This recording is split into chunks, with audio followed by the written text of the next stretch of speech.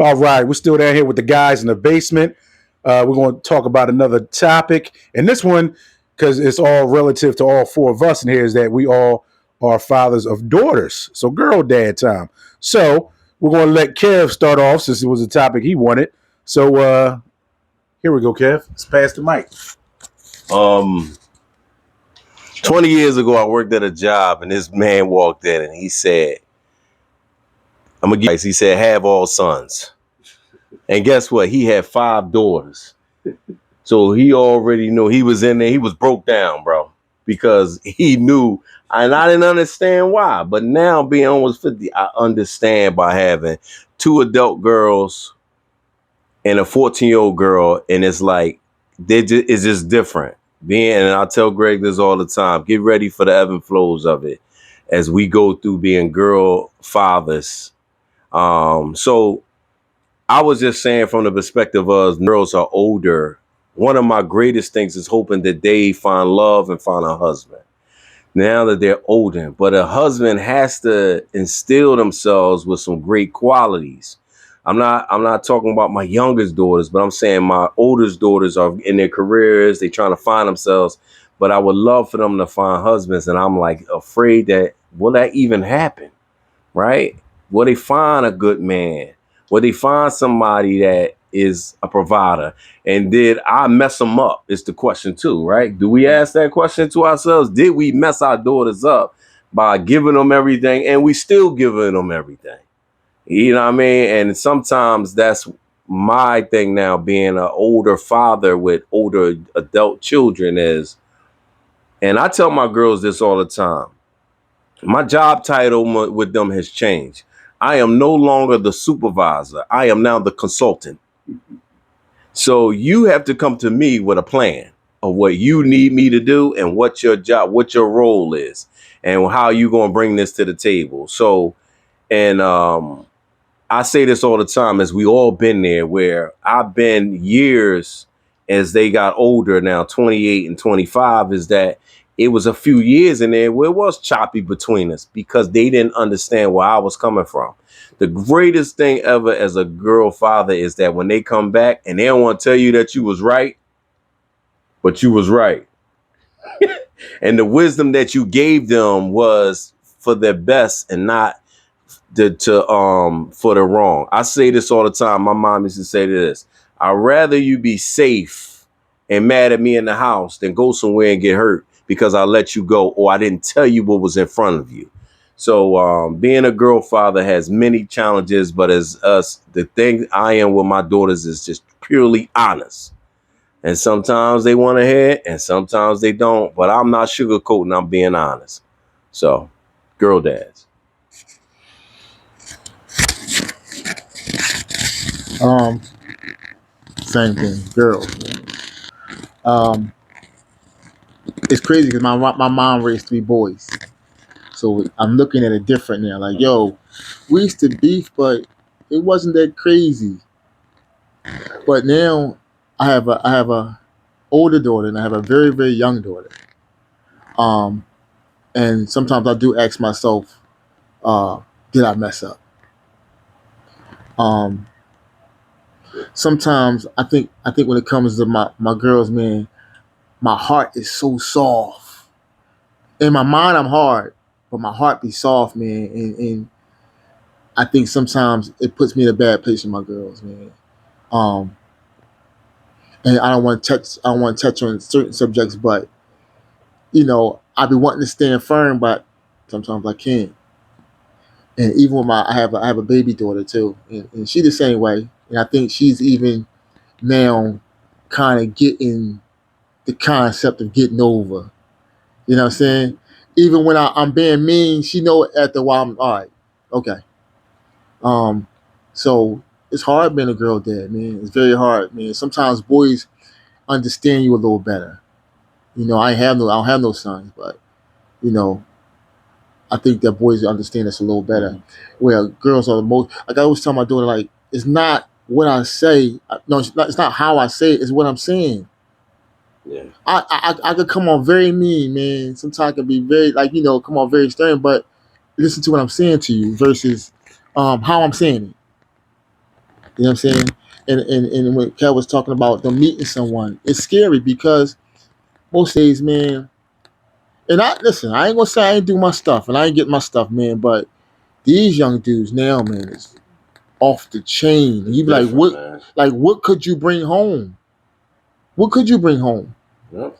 So that's a very scary part about raising girls. Even as you say that, Don, why do we like expand on that as far as talking about what they will bring home? Do you think that it's a bad pool of young guys for them to choose from? Yes, yes, absolutely. Why do you think that is? This is so crazy because it's our community, man. It's our community. And in the fact that others aren't around, I think, because what happens is women naturally coddle their kids, their sons. So you got you in a home with you're in a home with the boy and the mom taking the trash out, the mom shoveling her own snow. Mm-hmm. These are things that I think a mom should be doing in a house with a 14-year-old boy. Right. And he see nothing. He looks. He don't look at it no different. Like yo, like all right, my mom. Like that's crazy to me. And when they raise him like that, now this boy is going out there to marry my daughter, but she's still calling me to take the trash out. You know what I'm saying? So like I said, it's the quality of men that's being raised now. Versus when you look back and your grandfather, yo, it was different. Yeah. It was different. You ask a boy to change the tire, he be like, huh? Do what? You know what I'm saying? Your daughter be home taking the trash out, and he on the couch playing a video game. Cause that's what he does. That's what he was taught. He didn't taught. He didn't know that. Yo, my mom don't touch the trash. You know what I'm saying? I'm in my late 40s, man, and my grandma's living. I still went every day to take her trash out. My brother still go to my mom's house to take her trash out. My mom don't touch no trash. It's just how you was brought up. It's just certain things that you're not gonna let no female do when you in the home, man. And that's one of them. And if we don't install it into our boys, these are the boys who's going after my daughter. I'm bent over, knees cracking, arms twitching, and I gotta go take the trash out. You get what I'm saying? So you just, I guess that's the scary part, is just have men that's out here for these little girls, man, or these young women. And that's just what it is, man. That's the scary part of it. And it's hard to hold on to them tight because they looking at you, want to rebel every minute. But all I'm trying to give is just a little bit of game, baby. Just a little bit of game, so you can understand when he does come, he's coming right. And we might be learning from our mistakes as a man, but I can show you better than I can tell you, man. So that's my spill on it. The Dundada of girl dad. Being a father of a girl has probably been the most blessed thing I've ever did in my life. Like talking to all y'all guys, I like try to impart like wisdom on like how to raise our kids, but I've truly been blessed. My daughter Shia has been, my rider. I told her when she was very, very young, and I think like listening to y'all guys when we say, did we like ruin our girls by like spoiling them? I don't think so. I know I laid down the blueprint of what she needs to look for in a man. So me taking care of her and making sure she has everything she needs makes her, that's what she's going to look for in a husband. So if he comes, then, you may need to keep looking. But I told my daughter a long time ago that, I'll never be your friend. All I can be is your father. I can never be your friend. We can maybe friendly, but I'll never be your friend. And just going through trials and tribulations of raising a daughter, being fearful that, something's going to happen to them out in the world and everything. But I think when we impart, our values and tell them, what is really hitting for out here, my daughter is like a spitting image of me. And I see it in her. She got a work ethic out of this world. I'm now a grandfather with 2 granddaughters, and the way she takes care of them is the same way I took care of her. So I think as men, raising daughters, when you put that in the beginning and be firm with them. You know, I was always like that firm dad. You know, they used to always say I was like mean, but it was just like, I'd rather be mean to you than the world be mean to you. You know, because the world don't love you. I love you, and I'm gonna make sure you're okay. So just, you know, knowing that, and knowing that you've helped your daughter evolve into being like an adult, you know, a prosperous adult that's doing what she need to do, taking care of kids, and doing it at a high level. That's my reward. You know, I went on like one of her social media pages and seen that she called me her hero. You know, that's like the knowing that like I did a good job, and now I'm reaping the benefits, because now I can, you know, raise the grandkids. But raising the grandkids is something like totally different, because I can spoil them and then send them back home. So, you know, but being a girl dad or a father of a girl is truly, has been, and still is a blessing for me. Gotcha. What about you, Gregory? Well, let's see. Pass the mic. Yeah, well, I learned a lot from these guys because, you know, I got the youngest daughters. I think for me, I've probably been a little hard, just because raising kids as an older guy, not being able to raise kids younger like they have, you know, it I guess I look at things from in a different lens, because I've already seen a lot of the stuff that they've already gone through.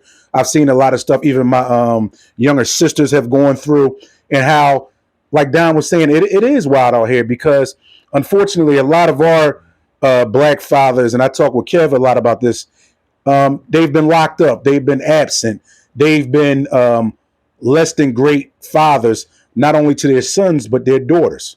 So, you know, you got a lot of kids, especially in inner city, that are black, that, in my estimation, are being raised like wolves, because you need somebody, you need that strong voice that's going to say, "Hey, listen, we're not doing that," and it's behavior that needs to be corrected immediately, because most of us, by the time you're 11, 12 years old, you're taller than your mother.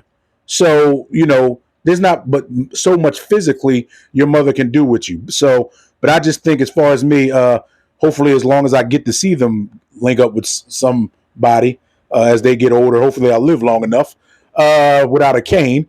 Yeah, but it's been a very, very different type of ride. You know, like, I had no gray hair before I met those little kids. You know what I mean? So, but hey, you know, it's all a part about life and a part about aging. But next, we're gonna go on to, if the guys, y'all finished with that one.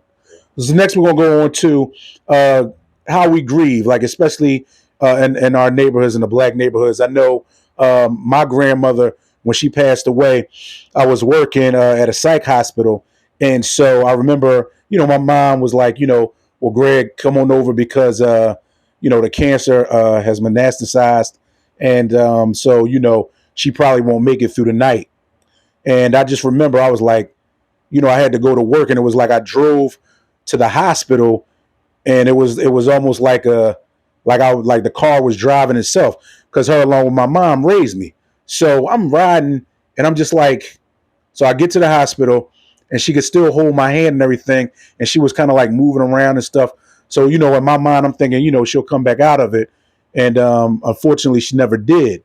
And I just remember, you know, being in the hospital crying, and then I was just like, you know, I had to get out of there, and I went back to work, and it was the weird, because I had to work an 11 to 7 shift, and it was the weirdest shift, because I just sat there, and I was just like, I know I really shouldn't be here, but I don't want to be at home either. And it was a really, really tough time for me, because, you know, after you've seen somebody for so many years, you know, and then not to get the chance to see him again, it's a difficult thing. But hey, enough about me. I'm gonna pass it over to Carl. Okay. Grieving, and talking about how we deal with grieving in, I guess, the black community. I think when we do grieve, I mean, I just recently lost my grandmother. It was probably the most devastating loss I ever experienced in life, just because of how close we are. But I think spiritually, and my belief in God and everything, helped me to get through it. You know, so I think when we do go through different trials and deaths in our lives, and with people that are close to us, you know, we have to have it into. We have to have something to keep us grounded. I think a lot of times, like, as being black males, a lot of times we shy away from like therapy and stuff like that. But sometimes you just need somebody else to talk to be able to get you through what you're going through. So for all those people out there that are grieving and stuff like that, if you don't have, a good friend or somebody that can, help you get through it, don't feel ashamed to like look for help, because sometimes just being able to talk to somebody professionally may help you out with it. But overall, just losing like people in life, changes you who you are. But at the same time, those people are there for whatever reason and whatever season, and they help, get you to the next season in your life. So although we may lose them, those memories and everything that they taught us is always going to be there with us forever.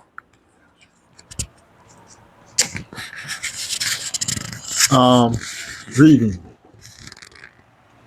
I don't even know if I understand how to grieve. Um, I've recently lost my grandmother. Very, very, very, very, very, very, very close to my grandmother. And don't know if I did or don't know if I'm still grieving. I have my moments. Sometimes at night, I get a little emotional. Sometimes in the morning, we talked every morning, man. Every single morning, man, we talked. And if we didn't, by 12:30, she was calling my phone to find out why. So, sometimes, like I said, I don't know actually how to grieve. I went to therapy, tried therapy. And sometimes in therapy, I guess if you have a good therapist, it's like you're just talking. Mm-hmm. But I want not a lot of feedback, but some feedback, So even though I think therapy is good, you have to find a good therapist. Um, so I guess when it comes to grieving, I don't know. Like I said, I don't know if I'm grieving, I'm not grieving, but I still have my moments, man. And sometimes I don't even think I really sat there and processed it all. Because it was like, it was over some time, but it just seemed so fast. It just seemed so fast, man. Too fast to even, and to be honest with you, my grandma kind of equipped me with everything I needed to do to handle her business. But it was still too early for me, and I'm still, trying to process that. I think dealing with her business helped me a little bit because I was so busy trying to make sure I did everything she asked me to do the way she asked me to do it. So it kept me busy. And now this year is starting to slow down a little bit, and I find myself thinking about her more. Just not having nowhere to go. That was my clubhouse. Mm-hmm. I'm not lying to you, man. I'll get off work, I go to my grandma's house. We sit there, we watch Family Feud, we laugh. My grandma's funny too. She was funny. People didn't know she was funny, but she was funny. She tell little jokes and stuff, but I'm dealing with that now. Not having that friend, because she was definitely my friend. We talked about everything, man. Everything. And I miss that. I miss that. And like I said, I don't know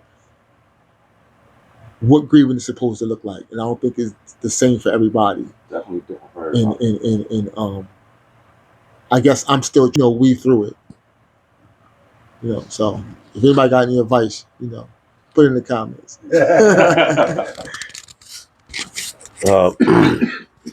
The topic of grief, it comes from this place with me personally, is that as I sometimes pray to God and I go to God asking why me, that my father's 80, my mother's 77, and they still living, still striving, still going forward.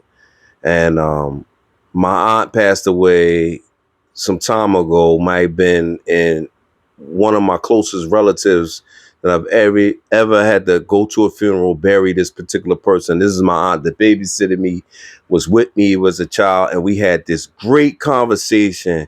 Like sometimes God will give you this moment with this person, and then we had this great 2-hour conversation. So I was getting all the story, history from Virginia, all the way up this, all that, and I'm storing it so I can give it to my kids about the story legacy. But then that was like just, she died, the family died, and we just started moving on, right? And it's like the grieving part of it, even us being so young when Lou died. Lou was one of our closest friends, and when he died, when I remember the phone call to know that Lou was in the hospital, he was in a coma, and what happened, I can hear it. And I ride by this place. I'm giving some stuff that I never told anybody. Where he went in a coma and was rushed to the hospital, that place got knocked down. It was an old JJC building. Boy, I see Lou sitting on that step when I ride by. It's weird, but I see him. And if you don't know Lou, he was one of the greatest friends you could ever have. Everybody here got their own encounter. Don, he would put Don in the headlock. Carl, him and Carl. And he would drive on my block when this loud ass music. And what kind of truck was that he had? Remember that white, that Tahoe? Yeah, he would have the whole block shaking, listening to Nas, right, picking me up. Yo, we got some funny stories. But when he died,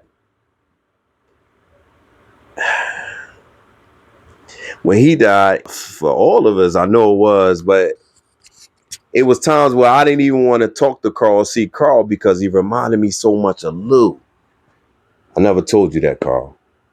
But he just us grieving, and I still think, how long he been passed away? 10 years now? I'm still grieving over him. Yeah. Just his memory. And that's the greatest thing about us, even though we grieving, is these memories we have, we will never forget. His legacy still goes on in this small net community, just because if you see people, they bring them up. And it's just like, us grieving, as you saying, I'm trying to figure out how to grieve. But the brotherhood, sometimes we get through it together. And that's what I think we did with Lou, as we try to got through it together. Yeah, that's my take on grieving. And I know I just want to end that up with, because I remember when I was working at the net, we all worked at the net together. And I remember one time with Lou, what he did was, well, he did a lot of stuff. But one thing that I thought was real stand up of him is that I was kind of going back and forth with our director at the time. And so I was getting ready to resign. So because I was getting ready to resign, she didn't give me my bonus. And I think everybody got like $1,000 or something like that. And she didn't give me my bonus. Give me a bonus. And, I didn't go back and forth with it because I just knew what it was. And I remember Lou coming in and he was like, here you go, Gregory. And because he always called me Gregory. And he handed me like 3 20s. And I just thought that was just real cool because he didn't have to do anything. And Carl threw me a nice, big, lavish party at his house. You know what I mean? Did you take the $40? It was $60. It was 3 20s. Took it? Hell yeah, I took it. Hell yes, I took it. Shit. Everybody else got a bonus but me. You know what I mean? Yeah, that's so, how it was. Yeah, but, so just going off of that, like just, because I could just remember it because it was like him and Carl were the only two that did something for me, for being there for, I think, how long was I there? 6 years, 6.5 years. And just really appreciate that. And, stories like that help a person's legacy and memory live on and on. So, cool. Anybody else got anything on that? Do you want to tell a Lou story? I don't know if I'm going to tell a Lou story, but, he was, a real, real good dude. Give you the shirt off his back. Yeah. And losing him is like you lost a part of yourself. Like to this day still is like sometimes I just sit, and then me and his birthday is on the exact same day, 7/11. Yeah. So losing him was just like different. Is probably a handful of like real close friends that I lost that like even dealing with it today. But how I deal with like kind of like losing Lou is like still trying to like keep his legacy alive. Like me and Deuce, his son, we still hang out, we still talk. If you ever see this, Deuce, we need to go fishing real soon. But it's like that part of just knowing somebody that was just that good and would do anything for anybody, helps me like be the person that I am today. So 7/11, Big Lou, love you.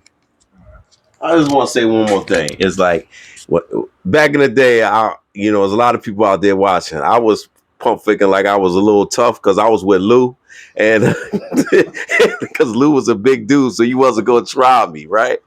But Lou was my bodyguard. You know that, right? Yeah, Lou was my bodyguard, and he would never let nothing happen to me. But just the point of that, we're gonna get back to what our first segment was, friendship. He taught me how to be a better friend too. Like, you know what I mean? Even he teaching me lessons now. As I'm thinking about, sometimes I might have been sometimes I get too insensitive to him. Sometimes that's, but I'm just saying he teaching me how to be a better friend now. Just my relationship with him. And, I just want to throw that in there. And we're going to go on to our final topic, which is our first heartbreak. So guess what? I'll start. I'll go first. I don't have any problems going first. So her name? we try to not embarrass people. We try to praise in public, criticize in private. So her name starts with an S. I'll put it like that. But anyway, so she was in her last year of high school. I mean, no, she had already graduated high school. I was still in my last year of high school. She went away to college, and I just remember now back in the 90s, you had to pay phone. So, I remember asking my mom for quarters to call this girl out of state. So I'm calling, and it got to the point where her roommate was like, listen, man, she's not here. She's, so stop calling. So I get about, I don't know, maybe 3 or 4 weeks after she gets to school, I get this Dear John letter. And it's like, well, Greg, I know that we had a great time, but I'm down here now and I'm meeting new people. And I actually have a new boyfriend now that plays on the football team. And, I want you to take care of yourself. And, I'll talk to you soon. But just to let everybody know, that was 1991. 91. Yeah. I have not seen. No. I did talk to her when she came home for spring break. I'm not going to say on here what I said to her during spring break of 91. But I have not seen her. Now, my dad keeps up with her and her family, and that's cool. And I hope she's good. But yes, I have not seen her in 34 years. So that's a hell of a heartbreak anytime you don't even care to see somebody in that many years. But I hope she's doing great. And I think she is. So that's my little story. And on pass, who wants to go first? Give it to Cass. Y'all want me to go first? You want to go? No. Right, so my first heartbreak, her initials start with an E. Okay.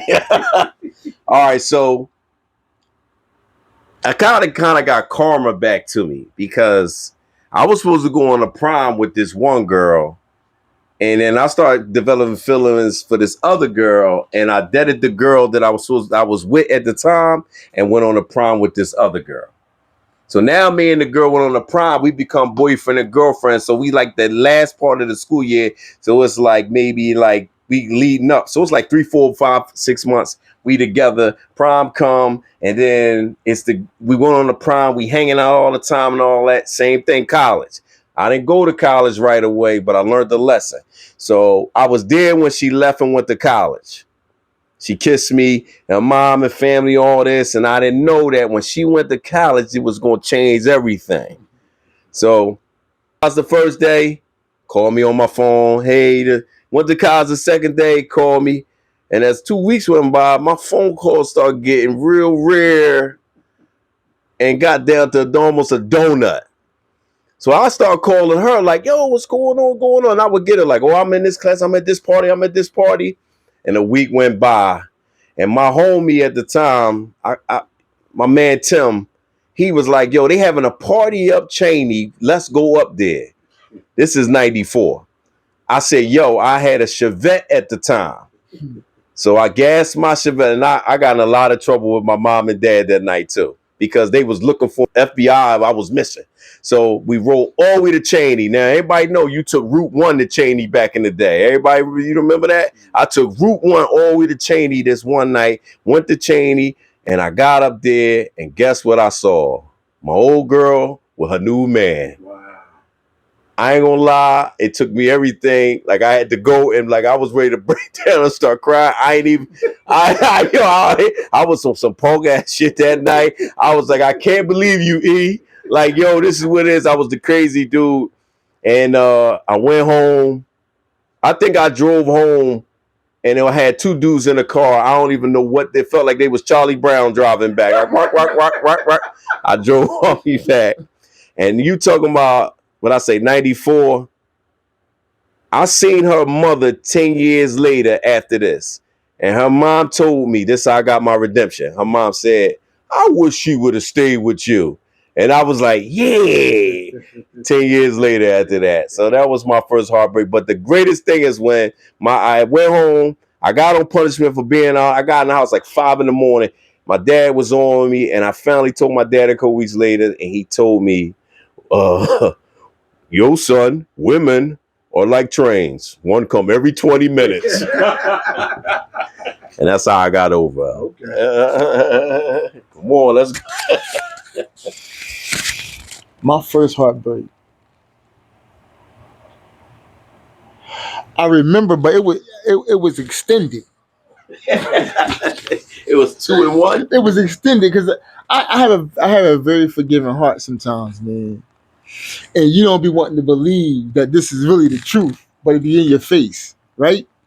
So, like I said, it was extended. It was extended, and the whole time when I look back, of course, now I look like silly, but I'm like, yo, it was all the answer was always there, right? But I remember when it hit me hard, man. And I'm like, yo, I felt so like let down, like damn, like it's me, right? And I think at that point, man, I ain't care at that point. Yeah, I'm gonna get you before you get me, and and I think that's sometimes it could have been a good thing, but it could have been a bad thing too, because I could have sabotaged some relationships in my life that probably have been good for me, but because I'm so geared to getting somebody before they get me, I might have ruined them joints, man. I'm not gonna lie to you. So, like I said, I can't pinpoint the exact day that it started, but I knew when it ended, though. I'm gonna tell you that. I know when it ended, and I had to shake it off, man. Because first of all, you don't want to tell nobody, right? So you kind of keep it to yourself, and you hoping it wear off. But you get up in the middle of the night, man, you can't sleep. You're like, man, what the fuck? Because you wonder what she doing. Right. Yeah. And I had to pull myself together, man. And I felt the only way to do that was to get out in these streets. And it was a dangerous thing, man. I met this guy. No, I met him Back in the day. Back in the day. No, I met him years after. But yeah, man, it was just like I said, it was crazy. It was definitely crazy, man. Now, full disclosure, I didn't want to talk about this. But my first heartbreak, like real heartbreak, because high school and stuff like that's like the beginning. But actually, my first heartbreak would have been like my girlfriend, longtime girlfriend, when we was in high school. Started in high school, and I graduated before she did. And in our minds, we was gonna get married, the whole nine. And she's still in high school. I graduated. She called me over the house. I'm going up there. Her mom and her dad there, like, no. I'm like, what's going on? And she's like, yeah, before I like cheat or do anything bad, I just want to just say we just may need to end this for now. Yo, I mean, devastated, like, but I think even with heartbreak, it always builds us up. It always make us better, and actually later on we ended up getting engaged, and never got married though, but we were still really, really good friends, really, really good friends. And that was like my first experience with heartbreak. So now it happens. You just got to be strong enough to just keep it moving, cry. I like men a lot of time think is not manly to cry, but my family tell you in a heartbeat, I'm a crier, but I think when you do a whole lot of that energy that could like be detrimental to you. So, when you go through your heartbreaks, when you find somebody you can talk to, share it with, and just, move on. Anybody else want to go on that before we conclude? No, we want to hear what you. Oh, he went first when he was crying and everything. Sally Mae. Yeah.